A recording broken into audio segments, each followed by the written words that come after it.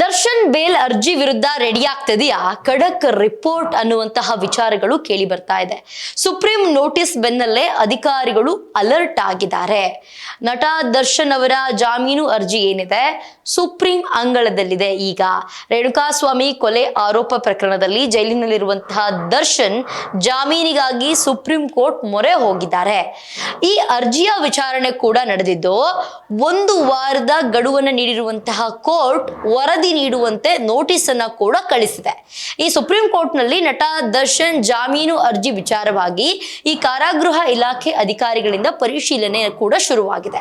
ಈ ವರದಿ ತಯಾರಿಸುವ ಸಲುವಾಗಿ ಈ ಪರಿಶೀಲನೆ ನಡೆಸಲಾಗ್ತಿದೆ. ಅದರ ಜೊತೆಗೆ ದರ್ಶನ್ ಜಾಮೀನು ಅರ್ಜಿಯಲ್ಲಿ ಕೆಲವು ಆರೋಪಗಳನ್ನ ಕೂಡ ಉಲ್ಲೇಖಿಸಿದ್ರು. ದರ್ಶನ್ ಆರೋಪಗಳ ಸಂಬಂಧ ಈ ಸಾಕ್ಷಿ ಬೇಕಲ್ಲ, ಈಗ ಯಾರೇ ಏನೇ ದೂರನ್ನ ಕೊಟ್ಟರು ಕೂಡ ಸಾಕ್ಷಿ ಸಮೇತ ಉತ್ತರಿಸಲು ಮುಂದಾಗಿದ್ದಾರೆ. ಜೈಲಾಧಿಕಾರಿಗಳು ಎಲ್ಲವನ್ನ ಪರಿಶೀಲನೆಯನ್ನ ಮಾಡ್ತಾ ಇದ್ದಾರೆ. ಏನೇ ಕಂಪ್ಲೇಂಟ್ ಕೊಟ್ರು, ಏನೇ ಮಾಡಿದ್ರು ಕೂಡ, ಯಾವುದೇ ದೂರನ್ನ ಕೊಟ್ರು ಅದಕ್ಕೆ ಸಾಕ್ಷಿ ಅನ್ನೋದು ಬಹಳ ಮುಖ್ಯ ಆಗುತ್ತೆ. ಸೊ ಅದೆಲ್ಲದಕ್ಕೂ ಕೂಡ ಜೈಲಾಧಿಕಾರಿಗಳು ಎಲ್ಲವನ್ನ ಪರಿಶೀಲನೆಯನ್ನ ಮಾಡ್ತಿದ್ದಾರೆ. ದರ್ಶನ್ ಇರುವಂತಹ ಸೆಲ್ ವಿಡಿಯೋ ಆಗಿರಬಹುದು, CCTV ದೃಶ್ಯಾವಳಿಗಳಾಗಿರಬಹುದು, ದರ್ಶನ್ಗೆ ನೀಡಿರುವಂತಹ ಕಂಪ್ಲೀಟ್ ವ್ಯವಸ್ಥೆ ಆಗಿರಬಹುದು, ಇದು ಎಲ್ಲದರ ಬಗ್ಗೆ ಸಾಕ್ಷ್ಯ ಸಮೇತ ವರದಿಯನ್ನು ನೀಡಲು ಇಲಾಖೆ ಮುಂದಾಗಿದೆ. ಈ ಮಧ್ಯೆ ಜೈಲಾಧಿಕಾರಿಗಳು ಫ್ಯಾಮಿಲಿಯ ವಿಷಯ ಸಂದರ್ಶನಕ್ಕೆ ಕೇಳಿದ್ರು. ಈ ವೇಳೆ ವಕೀಲರನ್ನ ಕೇಳಿ ಹೇಳುವುದಾಗಿ ದರ್ಶನ್ ಹೇಳಿದ್ರು. ಅಲ್ಲದೆ ಸಹ ಕೈದಿಗಳಿಂದ ಬೆದರಿಕೆ ಅಂತ ಕೂಡ ಆರೋಪ ಕೂಡ ಮಾಡಲಾಗಿದೆ. ಅಂದ್ರೆ ದರ್ಶನ್ ಜೊತೆ ಇರುವಂತವರು ಇವರಿಗೆ ಬೆದರಿಕೆಯನ್ನ ಆಗ್ತಾ ಇದ್ದಾರೆ, ಎದುರಿಸ್ತಾ ಇದ್ದಾರೆ, ಹಿಂಸೆಯನ್ನ ಕೊಡ್ತಾ ಇದ್ದಾರೆ ಅಂತ ಹೇಳ್ಬಿಟ್ಟು ಒಂದು ಆರೋಪ ಕೂಡ ಮಾಡಲಾಗಿತ್ತು. ಈ ನಿಂದನೆ ಏನಿದೆ ಅದೆಲ್ಲದೂ ಕೂಡ ಸುಳ್ಳ ನಿಜನ ಅಂತ ಹೇಳ್ಬಿಟ್ಟು ಒಂದಷ್ಟು ಇನ್ವೆಸ್ಟಿಗೇಷನ್ ನಡೀತಾ ಇದೆ. ಜೈಲೊಳಗಡೆ ಈ CCTV ಫುಟೇಜ್ ಅನ್ನ ಚೆಕ್ ಮಾಡೋದಾಗಿರ್ಬಹುದು, ಇದ್ದವ್ರನ್ನ ಕೇಳುವಂತದ್ದಾಗಿರ್ಬಹುದು, ಇದೆಲ್ಲ ನಡೀತಾ ಇದೆ.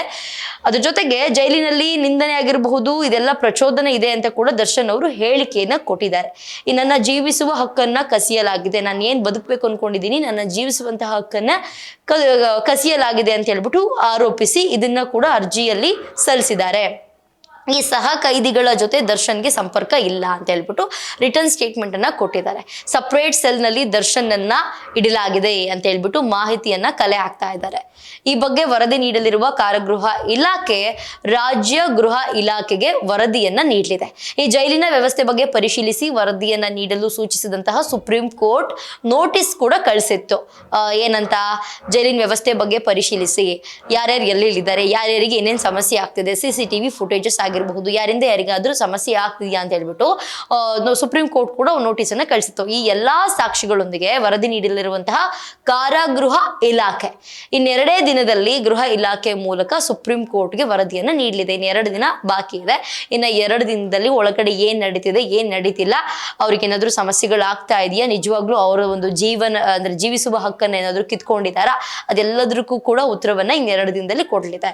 ಅದರ ಜೊತೆಗೆ ಜೈಲಿನ ನಿಯಮಾವಳಿ ಹಾಗೇನೆ ದರ್ಶನ್ಗೆ ನೀಡಿರುವಂತಹ ಸವಲತ್ತುಗಳ ಬಗ್ಗೆ ಕೂಡ ವರದಿಯನ್ನ ಸಲ್ಲಿಸಲಾಗುತ್ತೆ. ದರ್ಶನ್ ಅವರಿಗೆ ಏನೆಲ್ಲ ಸವಲತ್ತುಗಳನ್ನ ಕೊಡ್ತಾ ಇದೆ, ಅವರಿಗೆ ಏನೆಲ್ಲ ಬೇಸಿಕ್ ನೀಡ್ಸ್ ನ ಕೊಡ್ತಾ ಇದೆ, ಅದೆಲ್ಲದ್ರ ಬಗ್ಗೆನೂ ಕೂಡ ವರದಿಯನ್ನು ಸಲ್ಲಿಸಲಾಗುತ್ತೆ. ಅದ್ರ ಜೊತೆಗೆ ದರ್ಶನ್ ಪರ ಹಿರಿಯ ವಕೀಲರು ಸಾಕ್ಷಿಗಳ ವಿಚಾರಣೆ ತಡೆ ಆಗ್ತಾ ಇದೆ, ಜೈಲಿನಲ್ಲಿ ಸೌಲಭ್ಯ ಸಿಗ್ತಿಲ್ಲ, ಹೀಗಾಗಿ ಜಾಮೀನನ್ನ ಕೊಡಿ, ಅಂದ್ರೆ ದರ್ಶನ್ ಅವರಿಗೆ ಬೇಕಾದಂತಹ ಬೇಸಿಕ್ ನೀಡ್ಸ್ ಕೂಡ ಸಿಗ್ತಿಲ್ಲ, ಹಾಗಾಗಿ ಜಾಮೀನನ್ನ ಕೊಡಿ ಅಂತ ವಾದವನ್ನ ಮಾಡಿದ್ರು.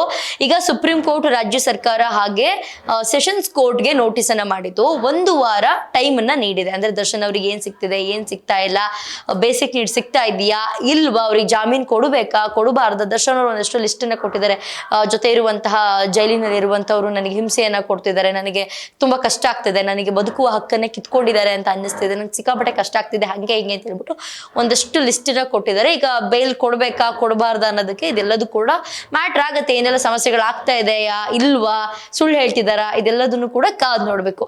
ಇದಾಗುತ್ತೆ ಇವತ್ತಿನ ವಿಶೇಷ. ನೋಡ್ತಾ ಇರಿ ಸ್ಪೀಡ್ ನ್ಯೂಸ್ ಕನ್ನಡ, ಸುದ್ದಿ ನಿಮ್ಮದು, ವೇಗ ನಮ್ಮದು.